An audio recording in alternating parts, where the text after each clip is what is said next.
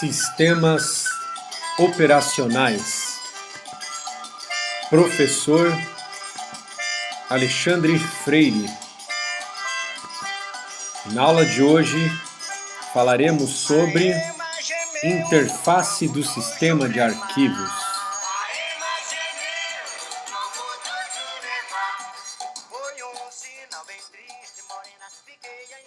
Olá, pessoal. Espero que estejam todos bem. Na abertura de hoje foi a música O Canto da Ema, de Jackson do Pandeiro. Jackson do Pandeiro. Vamos lá. Pessoal, a aula de hoje eu diria que, sem sombra de dúvidas, vai ser a aula mais fácil que vocês vão ter aqui nessa disciplina, tá? Acho que acredito aqui que isso é uma chuva no molhado, tá bom? Vou falar aqui algumas coisas que eu acredito que vocês já sabem, no mínimo 90% do que eu vou falar aqui. Então é bom a gente relembrar essas coisas que eu vou falar, tá bom? Às vezes, enfim. Então vamos direto ao ponto aqui. Então o que a gente vai ver aqui, ó? É o capítulo 10 do livro, né? Interface do sistema de arquivos. Então os tópicos aqui: conceito de arquivo, métodos de acesso, estrutura de diretório, montando o sistema de arquivos, compartilhamento de arquivos e proteção. Objetivos: explicar a função dos sistemas de arquivos, descrever as interfaces dos sistemas de arquivo, discutir as escolhas do projeto do sistema de arquivos, incluindo métodos de acesso, compartilhamento de arquivos, bloqueio de arquivos e estruturas de diretório, e explorar a proteção do sistema de arquivos. Tudo isso de forma assim bastante, eu diria até superficial, né? Esse capítulo ele não é um capítulo, digamos, muito profundo. Eu falo aqui nessa questão de discutir escolhas de projeto e tal, a gente não vai olhar isso ainda com tanto detalhe não vai olhar com tanta profundidade, né? Conceito de arquivo. Então, o que é um arquivo, né? É um espaço de endereços lógicos contíguos, tá? O arquivo ele é um espaço contíguo lá no disco, né? Quais são os tipos de arquivo que existem? Tem arquivos de dados ou arquivos executáveis, tá bom? Aí nos arquivos de dados tem vários tipos de dado lá dentro, né? Pode ter número, pode ter caractere, pode ter código binário que depois vai ser interpretado por algum programa, né? Não que os arquivos com números e caracteres também não sejam arquivos binários, né? Isso aqui tem mais a ver com a forma como a gente lê o arquivo, né? Então, quando a gente lê, por exemplo, um byte num arquivo, se a gente estiver lendo um byte que a gente sabe que aquele byte representa um número, então a gente sabe que a gente vai pegar o código binário lá e fazer a conversão, né, daquele número binário para decimal para mostrar na tela para o usuário, né, qual é o número que está ali. Agora, se for um byte de um caractere, aí depende da codificação tal, mas se for uma codificação meio padrão, né, se fosse ASCII, por exemplo, aí então a gente teria que pegar o código que está lá no byte e pegar da tabela ASCII para ver qual é o caractere correspondente àquele código, né? Agora o resto, todo o resto aí vai ser categorizado como arquivo binário, tá bom? Mas no fundo, todos os arquivos são binários, né? Basta que você dê uma interpretação para esses bits, né? E aí cada tipo de arquivo vai ter um jeito específico de interpretar os bits que estão lá no arquivo binário, tá bom? Agora, o arquivo executável, ele também é um arquivo binário, né? Mas que o que tem lá dentro dele são instruções para serem executadas, tá bom? Estrutura de arquivo. Pode ser um arquivo que não tem estrutura nenhuma, tá? Simplesmente uma sequência de bytes. Ou então pode ser um arquivo com estrutura de registro, tá? Aí no caso, registro simples, né? Então você tem linhas que podem ter um tamanho fixo, que aí cada linha representa um registro, né? Então, sei lá, se você tiver, vamos supor aqui, fazendo um registro de alunos, né? E aí você quer saber o nome completo e o número USP dos alunos. E aí então você pode ter um arquivo para fazer isso em que cada linha corresponde a um registro que tem o nome e o número USP de cada aluno. Aí você pode fazer com tamanho fixo ou tamanho variável, né? No caso de tamanho fixo, é, a vantagem é que assim, se você falar dentro de um arquivo, eu quero pegar o 10º aluno, como os registros todos têm tamanho fixo, então você sabe qual é o tamanho de cada registro, você consegue pular direto pro aluno que você quiser, né? Você fala, eu quero ir para o aluno de número. Eu falei 10º, né? Agora nem sei mais qual que eu falei. Mas vamos supor, eu quero ir para o 10º aluno da lista. Eu consigo calcular e fazer esse pulo direto, né? Agora, quando o tamanho é variável, aí eu não consigo, né? Para eu saber onde está o 10º registro, eu tenho que ir andando de registro em registro até chegar no 10º. Agora, agora por outro lado, né? Quando você usa tamanho fixo, aí você acaba tendo um desperdício de espaço, né? Porque aí você vai falar assim, eu vou reservar, sei lá, 30 caracteres para o nome e mais 10 caracteres para o número USP, sei lá.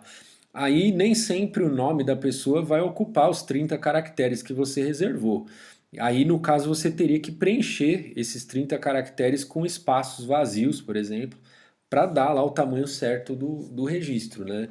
Agora, com tamanho variável, isso não acontece, né? Então, se o cara tiver um nome pequeno lá, ocupar, sei lá, 10 caracteres, você só vai salvar aqueles 10 caracteres e você vai salvar um campo ali no registro para dizer qual é o tamanho daquele registro, tá bom?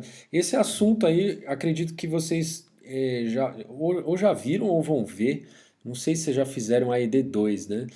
Em AED2 a gente fala disso, né? De registros lá, de tamanho fixo, tamanho variável e tal. Beleza. Outro tipo de arquivo também pode ter estruturas mais complexas, né? Então, um documento formatado, por exemplo, você digita lá sei lá, um PDF, né? Um arquivo de um processador de textos aí, do Word, né? Do Open Word lá, não sei como é que chama o Word do Open Office. É o Writer lá do Office, do Open Office. Enfim, são arquivos que têm formatos mais complexos e que você tem que ter o programa específico que entende aquele formato, né? Atributos de um arquivo. Então, o arquivo ele tem um nome, né? E aí, geralmente, o sistema operacional ele vai ter algumas regras lá, às vezes tem algum caractere especial que você não pode usar no nome, né? Dependendo do sistema operacional. Tem, às vezes, um limite também de caracteres e tudo, né? Somente informações mantidas em formato legível, né? Tem que ser caracteres imprimíveis, né? Né? Você não pode ter um código lá que não dá para transformar aquilo num caractere legível, né? Então o nome do arquivo tem que ser algo que você consiga visualizar, né? Identificador do arquivo, né? Uma tag exclusiva, que é numérica, né? Identifica arquivo dentro do sistema de arquivos, tá bom? Então isso é mais para algo mais interno do sistema operacional, tá bom? Isso aqui não interessa para o usuário. Tipo do arquivo, então é necessário para sistemas que admitem diferentes tipos, né, de arquivos.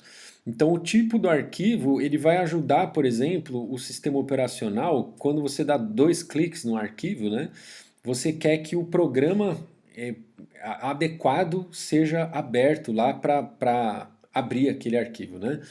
Então, quando você dá 2 cliques num arquivo .txt, por exemplo, vai abrir lá um programa que lê arquivos texto. Se você pegar um arquivo .jpeg, der 2 cliques, vai abrir lá um programa que visualiza fotos.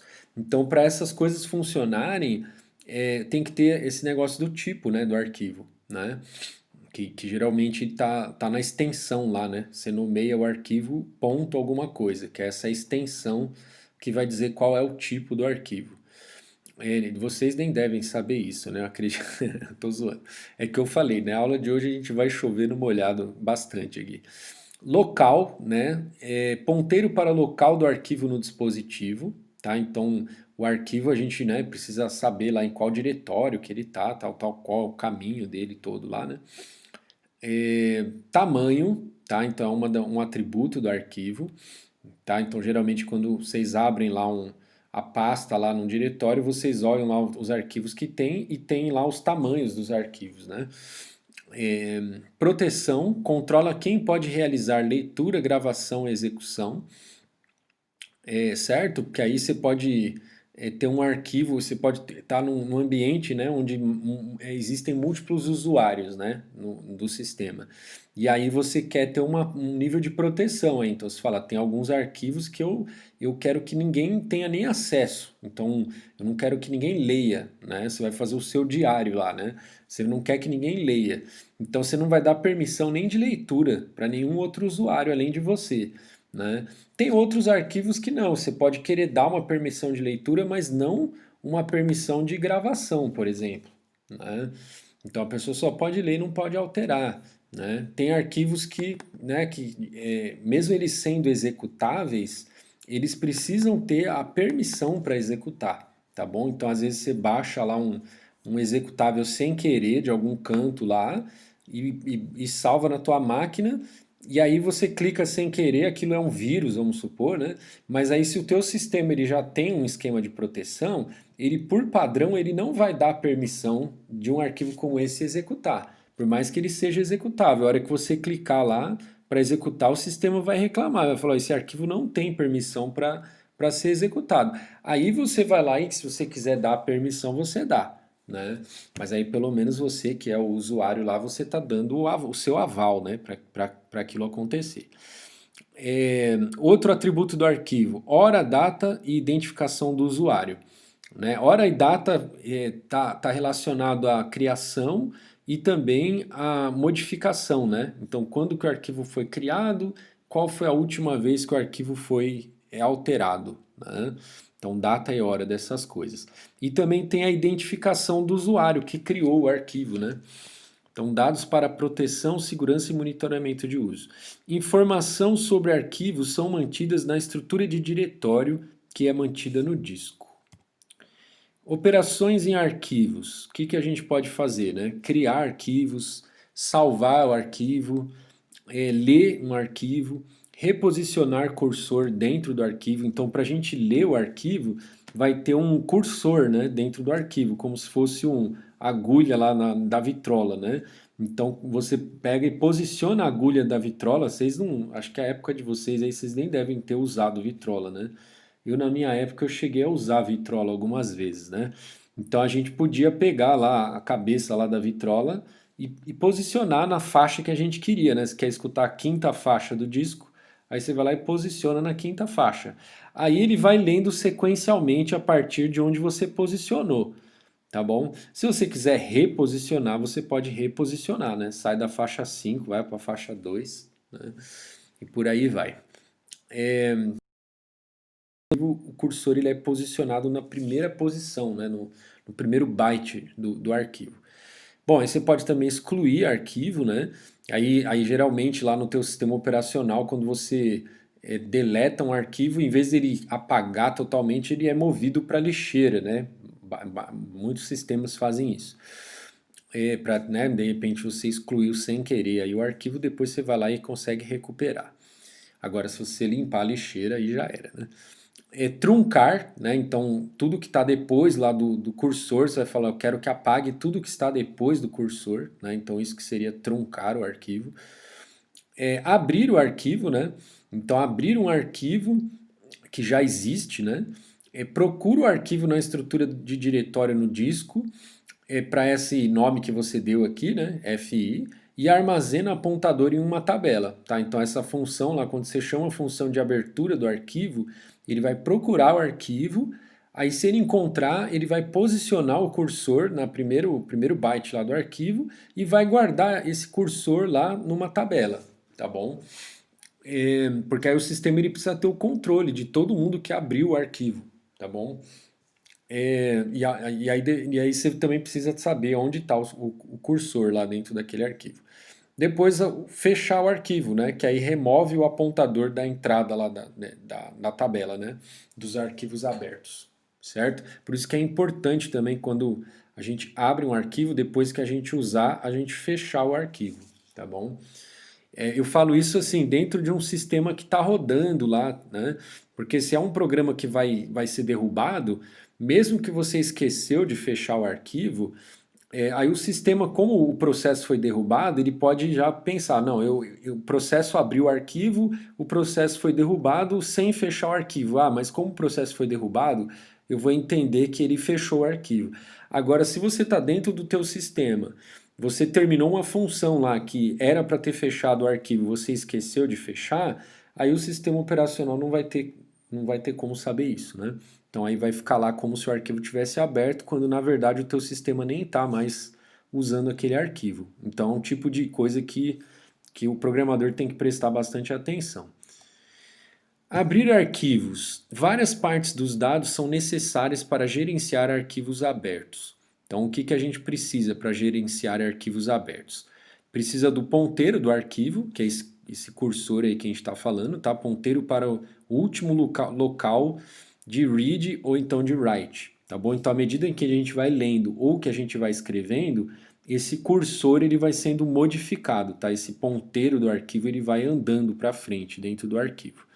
Contagem de arquivos abertos, né? Então, o contador do número de vezes que um arquivo está aberto, tá? Porque se você abre um arquivo para leitura, depois outro usuário pode abrir para leitura também, né? Então, pode ter vários usuários lendo o mesmo arquivo ao mesmo tempo. Então, você tem que ter esse contador aí. Local do arquivo no disco, né? E direitos de acesso. Então, informação de modo de acesso por processo. Tá? Então, se fala, esse processo, qual é o acesso que ele pode ter a esse arquivo? Ah, esse processo aqui, ele só tem permissão de ler o arquivo. O outro processo pode ter permissão de alterar, e por aí vai. Né? Então, você tem que ter os direitos de acesso aí de cada processo. Bloqueio de abertura de arquivo. Fornecido por alguns sistemas operacionais e sistemas de arquivo.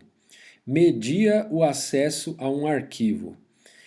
Aí pode ser obrigatório ou aconselhável, né? O obrigatório é quando o acesso é negado, dependendo dos bloqueios mantidos e requisitados, tá? Então você fala assim, numa determinada situação, o processo tentou lá abrir um arquivo e o acesso foi negado, tá bom? Ele falou, dependendo do que você está querendo fazer e das permissões que você tem, eu posso negar para você.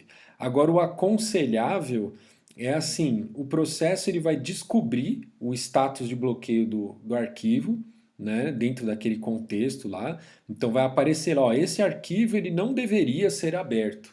Né? Só que aí o processo pode decidir o que fazer. Tá? Ele pode falar, não, mas eu quero abrir mesmo assim, tá bom? Porque, enfim, aí você pode estar tratando aí de um sistema que é um gerenciador de banco de dados, né?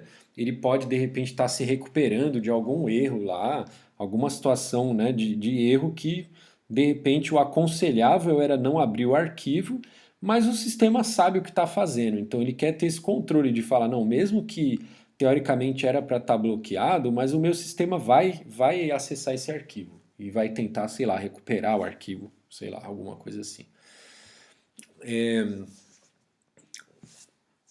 Exemplo de bloqueio é a minha tia. É minha tia, essa senhora que apareceu aí do lado aí. Ela deve ter comentado algum post que eu fiz lá no Facebook. Eu não consigo. Depois, se alguém souber como é que eu removo essa notificação que o Chrome fica colocando aqui na tela, vocês me dão essa dica lá, viu? Porque para mim isso aqui é um vexame atrás do outro, né? Eu sempre estou aqui na aula, de repente aparece alguma notificação aqui do lado que eu não gostaria que aparecesse. Bom, vamos lá. Então, usando o Java aqui, né? A API do Java, como que eu faço para bloquear o arquivo, né? Para ter o lock do arquivo, né? Então lembra que tem dois tipos de lock, né? O lock exclusivo e o lock compartilhado, né? O exclusivo é quando a gente quer escrever no arquivo. O compartilhado é quando a gente só quer ler, tá bom? E aí no Java, ele tem um esquema que permite, né, você fazer lock em pedaços do arquivo, tá? Então você não precisa dar lock no arquivo inteiro. Então, por exemplo, se você estivesse fazendo, se você estivesse manipulando um arquivo de registros, que nem a gente falou, então o ideal, vamos supor que é registro de tamanho fixo, vai? Mesmo que fosse tamanho variável, vai, o tamanho não importa se é fixo ou é variável, mas você só vai alterar aquele registro, né? Então, é razoável você fazer lock só naquele registro, né? Então, um gerenciador gerenciador de banco de dados, ele tem que fazer isso o tempo todo, né? Ficar manipulando, alterando lá vários arquivos ao mesmo tempo e lendo, né? E alterando e tal. Ele não vai ficar fazendo lock no arquivo inteiro, né? Então ele vai fazer lock só no registro que ele precisa acessar, tá bom? Isso aí vai melhorar bastante o desempenho do sistema, né? Então aqui no caso, ó, para fazer o lock exclusivo, ele está passando aqui o intervalo, né, do byte 0 até a metade do arquivo, fez o lock exclusivo. Aí depois que está com o lock exclusivo, ele está modificando os dados aqui de algum jeito, e aí depois ele solta o lock que ele pegou, né? E aí depois aqui ele está fazendo o lock na outra metade, né, do arquivo, fazendo o lock compartilhado, que é o lock de leitura, aí ele vai lá e faz a leitura, tá bom? É, Você consegue fazer leitura sem fazer lock no Java? Consegue, né? Mas aí você está arriscado a ter problemas de inconsistência, né? Enquanto você estava lendo, o outro usuário foi lá e alterou, né? E você não está usando aqui os dispositivos de lock, tá bom? Aí você pode dar com os burros na água aí. E aí, beleza, terminou de usar o lock compartilhado, libera o lock, tá bom? Aí aqui, ó, desculpa. Nesse código aqui, na verdade, é só uma redundância aqui, né? Só tá mostrando de novo, fazer lock compartilhado de novo e depois liberando os locks de novo, né? Só que a diferença é que agora tem um if aqui, né? If para ver se eu... Porque quando eu peço o lock, pode ser que eu não consiga, né? O lock. Então ele verifica que, se eu conseguir o lock, depois eu tenho que liberar. Mas na verdade essa checagem tinha que ser feita aqui também, né? Se eu pedir o lock e não ganhei, eu não posso ler o arquivo, né? Na verdade, eu nem sei como que funciona, tá? Eu tô falando aqui, mas eu nunca usei essa função, tá? Lock aqui, ó. Eu não sei se o teu código fica travado aqui até o lock ser liberado para você, ou se ele devolve para você nulo, né? Indicando que você não conseguiu o lock, ou se ele lança alguma exceção. Não sei dizer para vocês como que isso se comporta, tá? Tipos de arquivo. Aí tem uma tabelinha aqui, ó, o tipo, a extensão, né, geralmente é usada, e qual é a função, né, desse arquivo, para que ele serve, né? Então, arquivos executáveis, geralmente, quais as extensões que são usadas, né? EZ é a mais comum aí no Windows, né? A extensão EZ. Pode ser outras extensões também, ou pode não ter extensão nenhuma, tá? Dependendo do sistema. E aí então é assim, arquivo que está pronto para ser executado, né? Então ele já foi compilado, tal, é só mandar bala. Arquivo de objeto, né? Que é um arquivo de código compilado, mas que ainda não foi linkado, né? Então não dá para executar um arquivo de objetos, tá bom? Código-fonte, né? Código-fonte é basicamente um arquivo texto, né? Só que geralmente as linguagens elas têm as suas extensões próprias, né? Então no caso do Java, ponto .java, né? Se você salvar com ponto .txt e tentar compilar lá, não dá certo, né? Você tem que salvar com a extensão certa lá, né? Mas o formato dele é equivalente a um formato de arquivo texto comum. É que na verdade assim também, arquivo texto ele pode ter formatos diferentes, né? Então, se falar código ASCII ou é Unicode, né? Tem codificações diferentes de arquivo texto. Então, quando você salva na extensão da linguagem, a extensão da linguagem ela já vai especificar para você o encoding do arquivo, né? Eu acho que sim, né? Não tá, agora eu falei aqui, mas eu acho que eu não, acho que na verdade não, viu? Eu acho que um arquivo .java ele pode ter encodings diferentes, na verdade, viu? É, eu acho que sim. Então, enfim, mas basicamente o arquivo com extensão aqui de alguma linguagem de programação é um arquivo texto, tá? Arquivo batch, né, que é arquivo de comandos lá para ser interpretado, né, pelo interpretador de comandos, né? Então no Linux é .sh, no Windows é .bat. Arquivo texto comum, que é .txt. .doc aqui na verdade já é documento do Word, né? O documento do Word é .doc, não é texto comum, né? Texto formatado. Tanto que ele aparece aqui embaixo também, né? O Word Processor, né? O .doc acho que no Windows é usado só para o Word, né? Beleza. Outros tipos de arquivo aqui, ó, de bibliotecas, né? Então, .dll aí, que é do Windows, né? .so, que é do Linux. Arquivo para imprimir ou para ver, né? Então, PDF, né? Que você pode mandar para impressora ou você pode querer ler, né? PDF. E esses outros aqui, né? JPG, PS. Arquivo de compactado, né? Então, zip, tar, né? Aí então, quando você salva com uma certa extensão, isso está indicando qual foi o algoritmo de compactação que foi usado, né? Que aí depois, para descompactar o arquivo, você vai ter que usar o algoritmo correto, aí dependendo da extensão que está lá. Arquivos de multimídia, aí, .move, de filme, aquelas coisas todas, né? De música, né? E coisa e tal, que vocês já sabem. Métodos de acesso. Acesso sequencial, que é você vai sempre lendo, né? Começa a ler do primeiro byte e vai lendo o próximo, próximo, próximo, né? E por aí vai, né? Ou então você pode voltar para o começo, né? E você reinicia que volta o cursor lá para o começo, o ponteiro, né, do arquivo para o começo. Aí, ó, a gravação tem desculpa, tem dois tipos de gravação. Tem gravação que grava e vai para o próximo, e tem gravação que só grava e não vai para o próximo. Aí nessa que só grava e não vai para o próximo, se você gravar de novo, ele vai regravar em cima do mesmo lugar, tá bom? Acesso direto, né? Aí você diz direto qual lugar que você quer ler. Você não vai começar lá do primeiro byte e tem que ir lendo na sequência. Você pode falar, eu quero ler o centésimo byte, né? Ou então eu quero gravar no centésimo byte.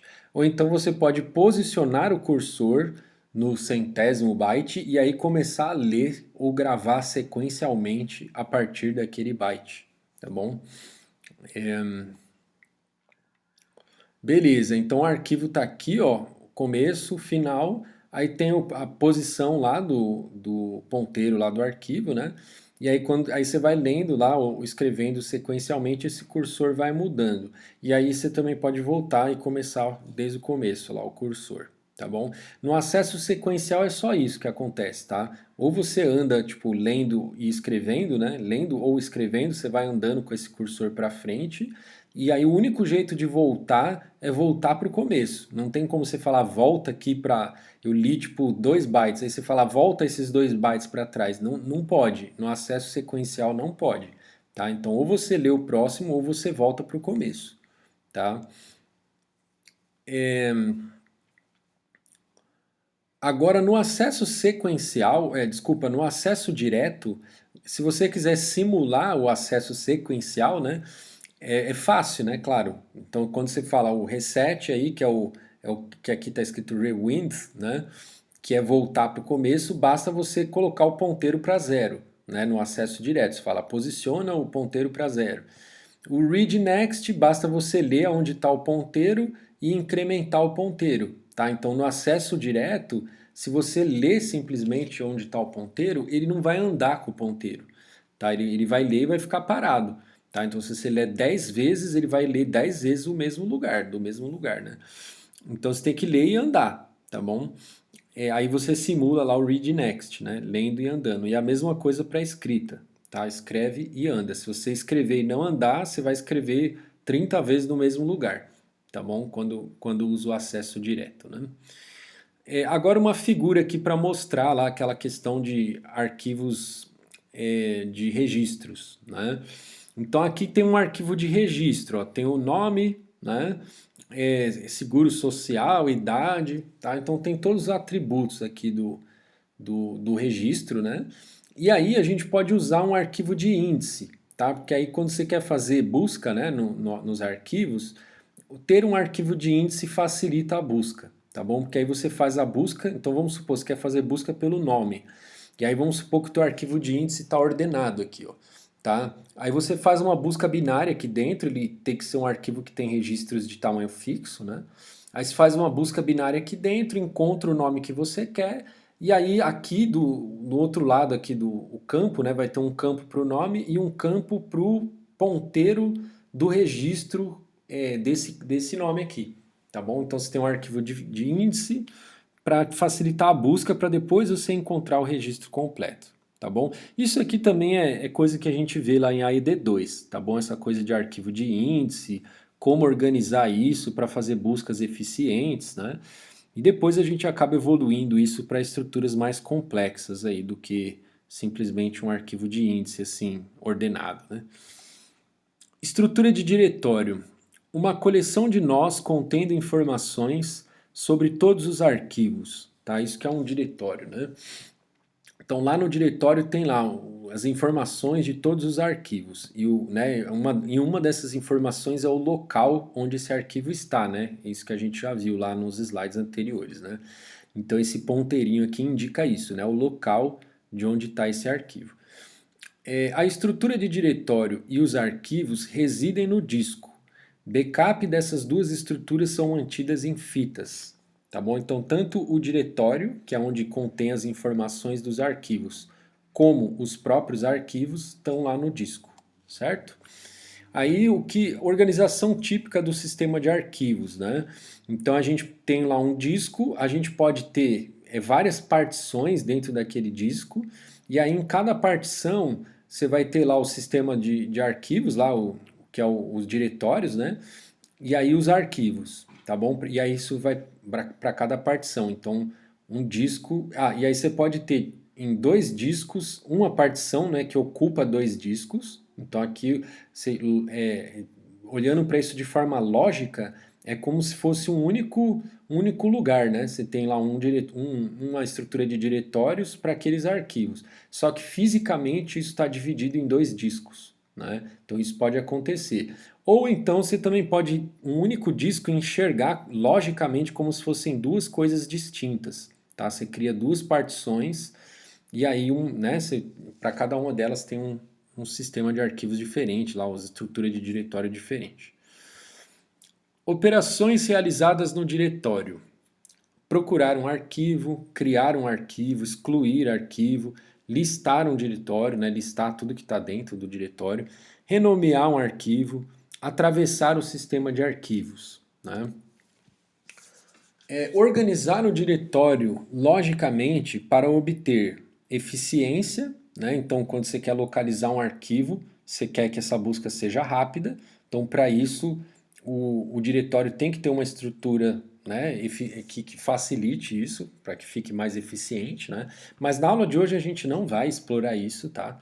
A gente só está dizendo que tem que ter, mas não vai explorar isso mais a fundo, né? Tem que ter um sistema de nomeação, né? Então, que é conveniente para o usuário, né? Porque o usuário ele precisa, né, associar um nome para ele aos arquivos que sejam nomes intuitivos para o usuário, né? Dois usuários podem ter o mesmo nome para diferentes arquivos. Então, eu posso, se eu estou num sistema multiusuário, né? Aí, para um usuário A, ele está olhando para um arquivo como um certo nome.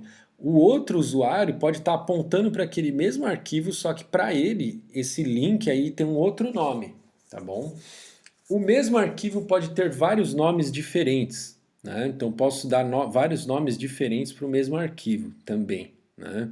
Então, eu posso ter um arquivo lá e depois eu tenho outro link para aquele arquivo, que é um link que vai ter outro nome, né? Certo? Agrupamento, agrupamento lógico de arquivos por propriedades. Por exemplo, então lá geralmente, né, quando a gente quer organizar lá os nossos arquivos, aí a gente quer ver lá, quer agrupar, por exemplo, por data, né? Então a gente pode agrupar por data, pode agrupar por tipo, né? Falar, eu quero agrupar por tipo, aí você vai ver lá todos os arquivos Java, depois todos os arquivos de música, né? Você pode agrupar pelo nome, né? Colocar os arquivos em ordem alfabética, né? Você consegue agrupar por vários critérios diferentes.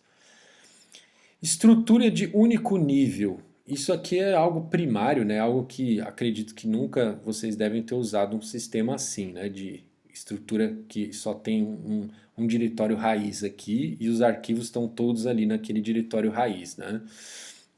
Problema de nomeação e problema de agrupamento, né? Eu não consigo, eu quero criar tipo a estrutura que a gente vai ver daqui a pouco, que é a que a gente está acostumado, né?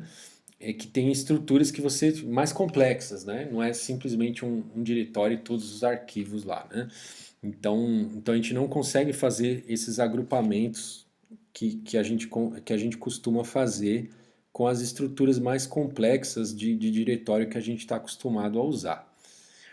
E ainda aqui tem uma peculiaridade ainda, né?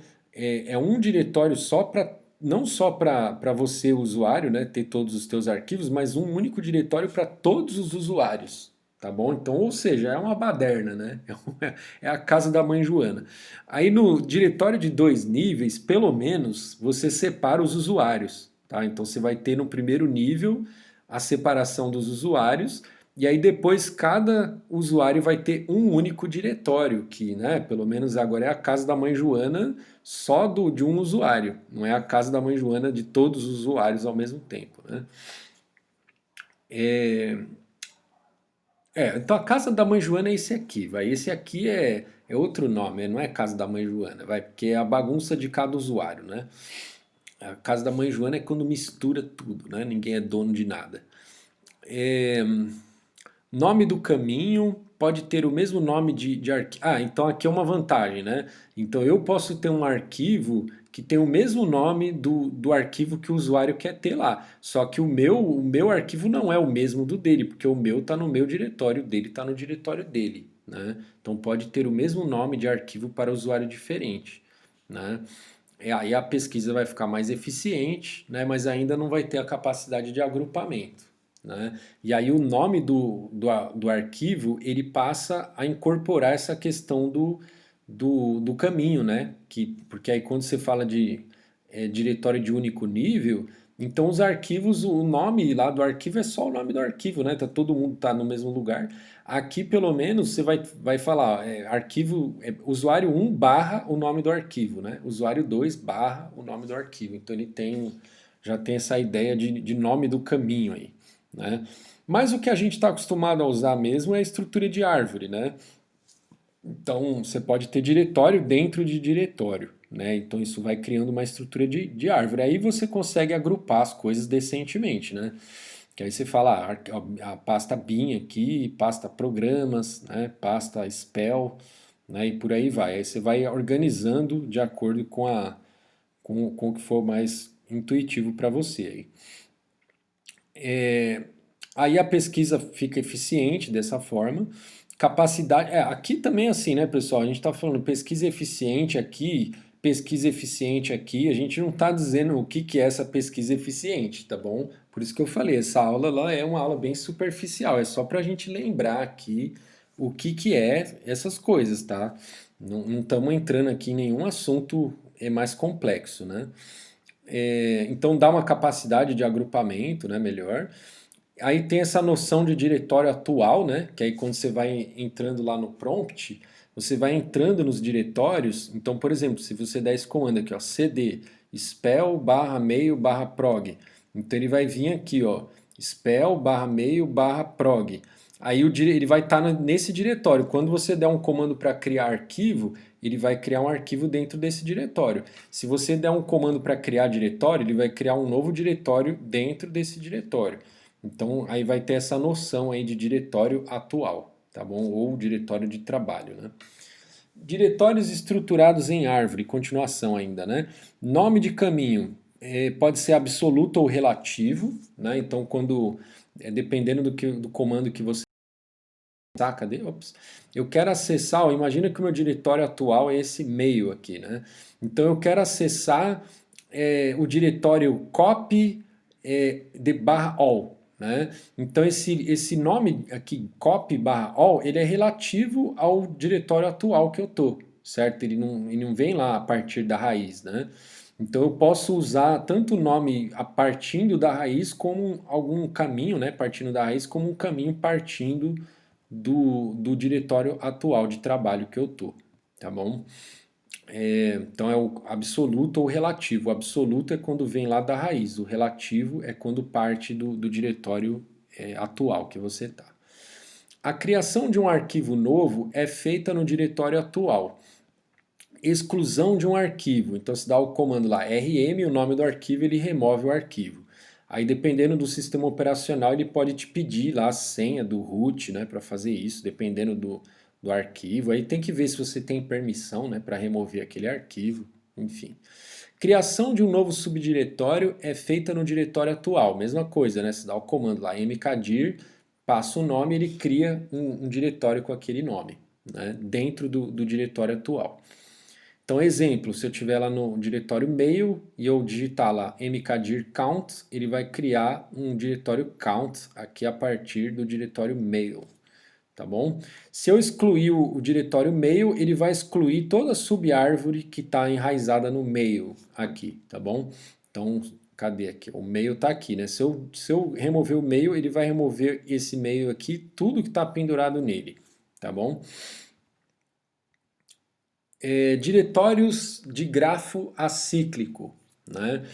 Isso aqui acontece quando a gente usa aqueles ponteiros, aqueles links, né? Então eu criei um arquivo, vamos supor que lá no diretório count aqui, é que aqui no caso ele deu o mesmo nome também, né? Para o diretório também, né? É, então aqui, ó, count, eu não sei se acho que ele está dizendo que count é o nome do arquivo, né? É que não precisava ter o mesmo nome de arquivo, né? Eu poderia ter dado um nome aqui, outro nome ali.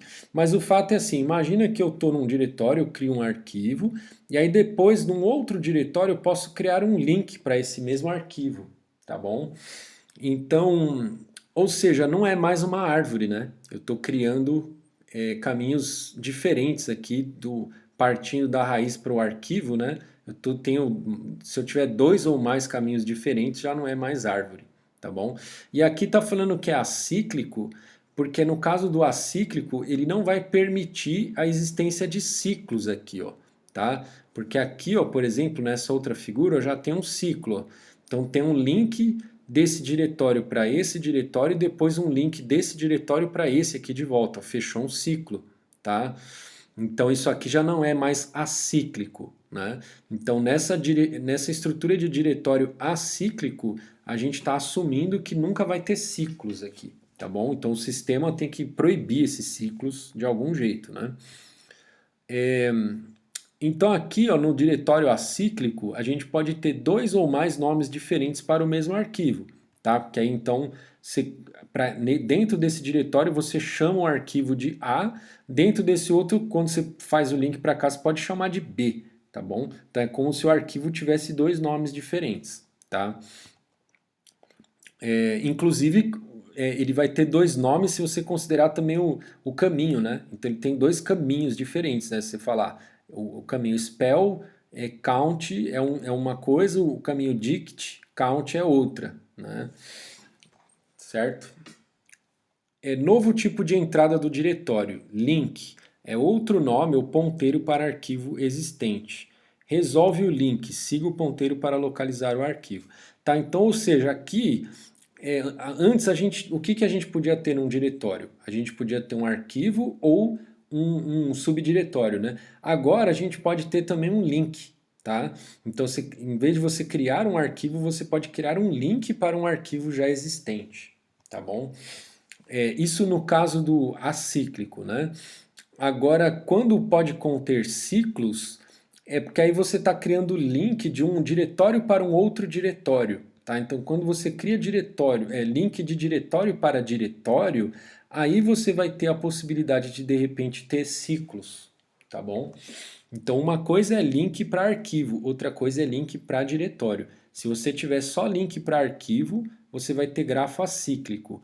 Se você tiver link de diretório para diretório, aí você pode conter ciclos, tá? A menos que o teu sistema queira proibir isso, tá? Então aqui, ó, como garantimos nenhum ciclo, tá? Se o seu sistema não quiser ter ciclos, permitir apenas links para arquivo e não subdiretórios. Aqui é o cortar o mal pela raiz, né? Então assim, eu não vou deixar ter link de diretório para diretório. Com isso, com certeza eu não vou ter ciclo. Outra solução, eu deixo ter o link de um diretório para o outro, mas aí eu rodo algum algoritmo de detecção de ciclo no instante em que um novo link é acrescentado. Que aí, se esse link for gerar um ciclo, que nem está acontecendo aqui, ó, então vamos supor que o último link criado foi esse aqui, ó. Então, na hora de criar esse link, o sistema vai falar: opa, opa, opa, não pode, porque vai gerar um ciclo, tá bom? Por que, né, que isso é ruim, ter ciclo, né? Porque tem comando que a gente dá que ele se aplica para todos os subdiretórios. Então, você fala: eu quero deletar, vai todos os subdiretórios aqui do book, né? Só que aí, a hora que você vai olhar aqui, ó, o próprio book ele vai ser subdiretório dele, né? Porque né, você vai andando para baixo aqui e chega no book de novo. Então isso vai confundir o sistema em algumas situações. Então o ideal é não ter esses ciclos aqui, tá bom? Então quando tiver link de diretório para diretório, tem que proibir os ciclos aí de algum jeito, né? Tem que rodar um algoritmo de detecção de ciclo. Montagem do sistema de arquivos. Um sistema de arquivos precisa ser montado antes de poder ser acessado. Um sistema de arquivos desmontado é montado em um ponto de montagem. É muita montação aqui nessas frases. Desmontado, montado, ponto de montagem. Então aqui, ó.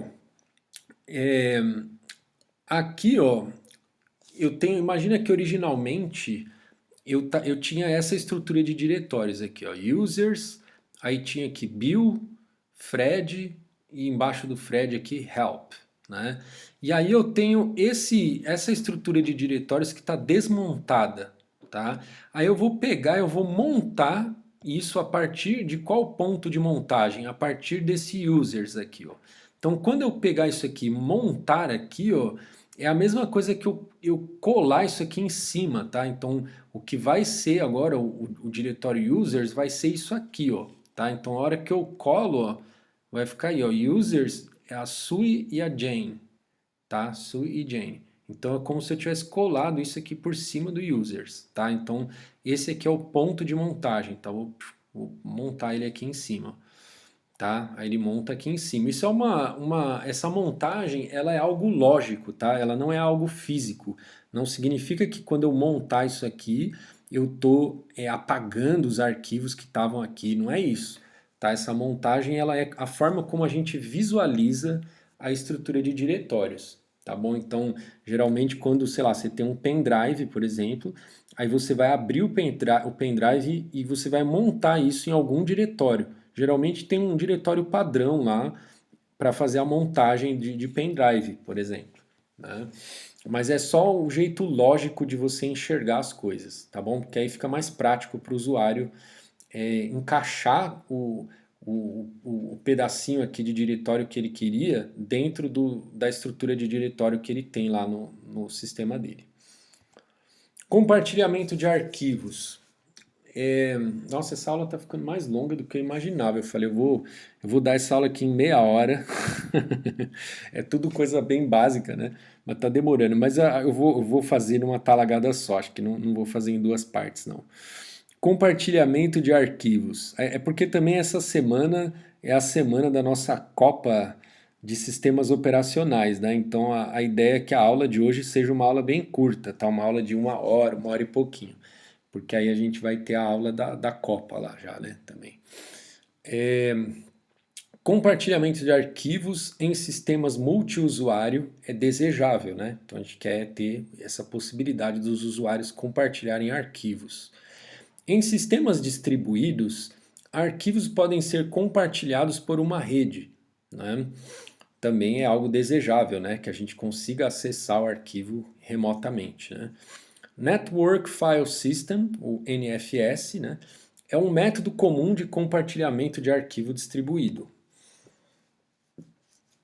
User IDs identificam usuários, permitindo que proteção e permissões sejam feitas por usuário. Tá? Então, quando você quer dar permissão, você vai associar essa permissão ao ID daquele usuário. Né? Você vai falar, esse usuário ele tem permissão só de leitura, esse aqui tem permissão de escrita, né? E por aí vai. Você pode ter a ID de grupo também, tá? Que aí geralmente quando um administrador de sistema, né, está numa empresa lá, sei lá, e aí ele quer configurar, né, as permissões, geralmente ele vai criar grupos, né? Vai falar o grupo dos estagiários, o grupo dos diretores, o grupo dos desenvolvedores, aí ele vai ajustando as permissões para cada grupo, fica muito mais fácil para ele administrar dessa forma, né? Compartilhamento de arquivos, sistema de arquivos de arquivo remotos. Usa redes para permitir acesso do sistema de arquivos entre sistemas, né? Que você pode acessar um arquivo entre sistemas, né? Inclusive sistemas diferentes, né? Você fala, eu tô dentro do Linux e eu quero acessar um arquivo que está lá no Linux, lá no eu estou no Linux e eu quero acessar um Windows que está lá no servidor, por exemplo. Né? Então você quer ter um jeito de fazer isso, né? Manualmente por programas como FTP, tá? Então é o File Transfer Protocol, é um jeito de transferir arquivo, tá? Mesmo entre sistemas diferentes. Diretamente por sistemas de arquivo distribuídos, tá?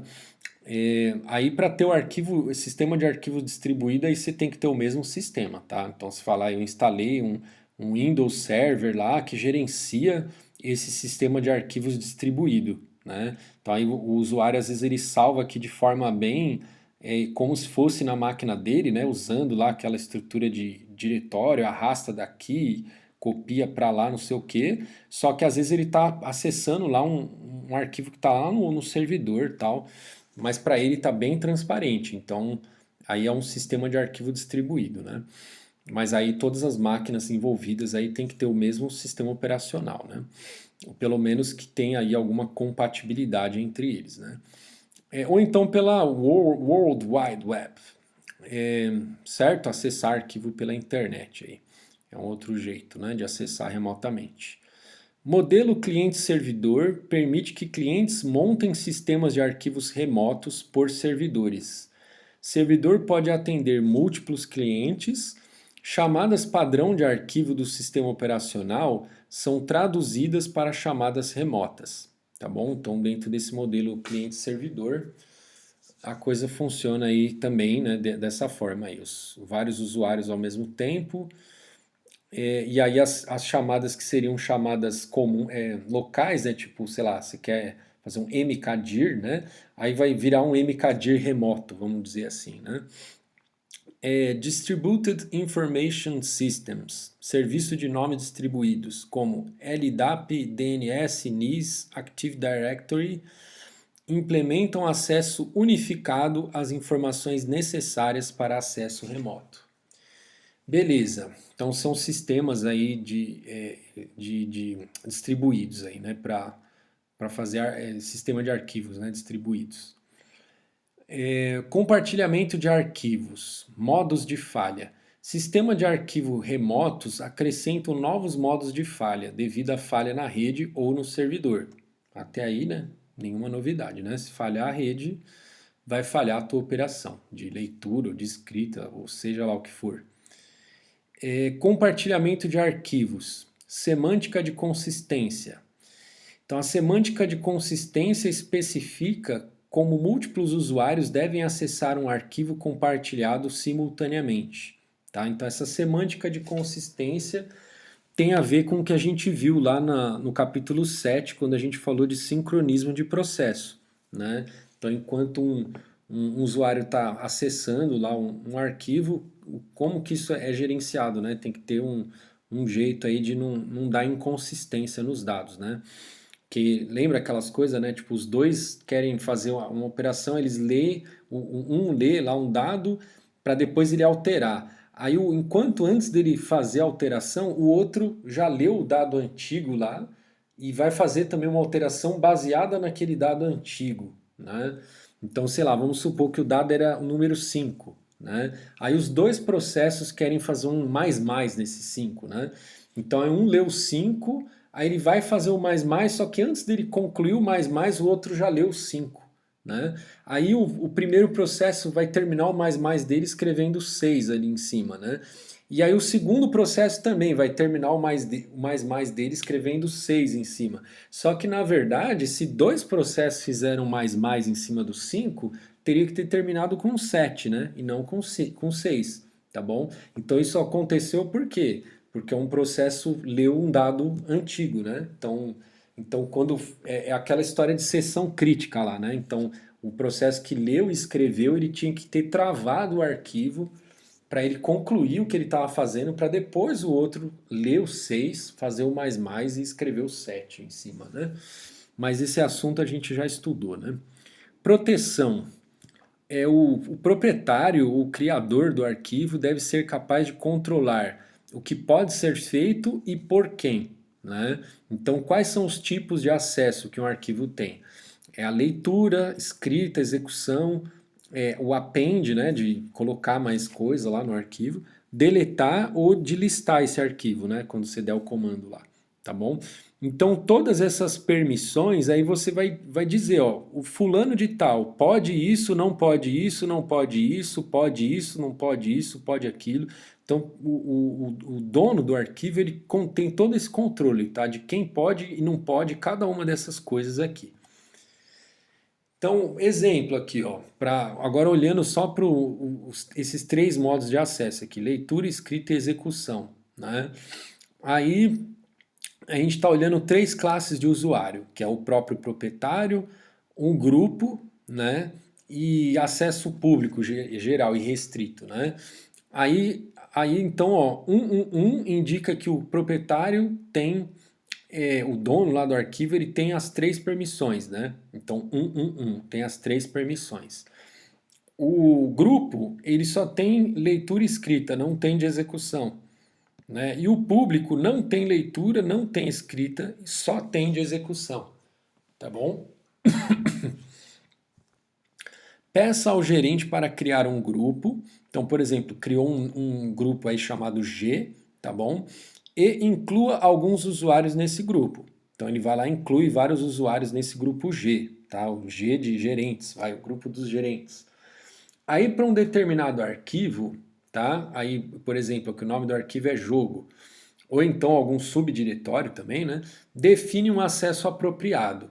Então você vai pegar aqui, ó, chmod no jogo, que pode ser o arquivo ou o diretório, e aqui você está especificando as permissões. Então o primeiro número é para o dono, o segundo número é para o grupo, o terceiro número é para o público, tá bom? Então esse 7 aqui, ó, é o 111, tá? O 111 em decimal é 7, né? Então, quando a gente dá o comando, a gente tem que saber, a gente tem que saber representação binária, né? Tem que saber qual é a representação binária dos números.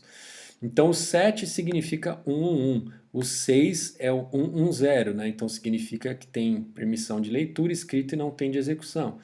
E o 1 é 001 aqui, tá bom? E aí depois que você criou essas permissões, então você está falando o grupo tem essas permissões aqui, mas qual é o grupo, né? Aí você vai anexar, né, o grupo àquele arquivo, tá bom? Então você vai falar, essa permissão de grupo que eu estava falando é para esse grupo G aqui, tá bom? Então você tem que explicitamente fazer isso, tá? Não é um grupo qualquer aqui, tá? Que você está dando acesso de grupo, mas você tem que dizer qual é o grupo, né, que você está dando esse acesso.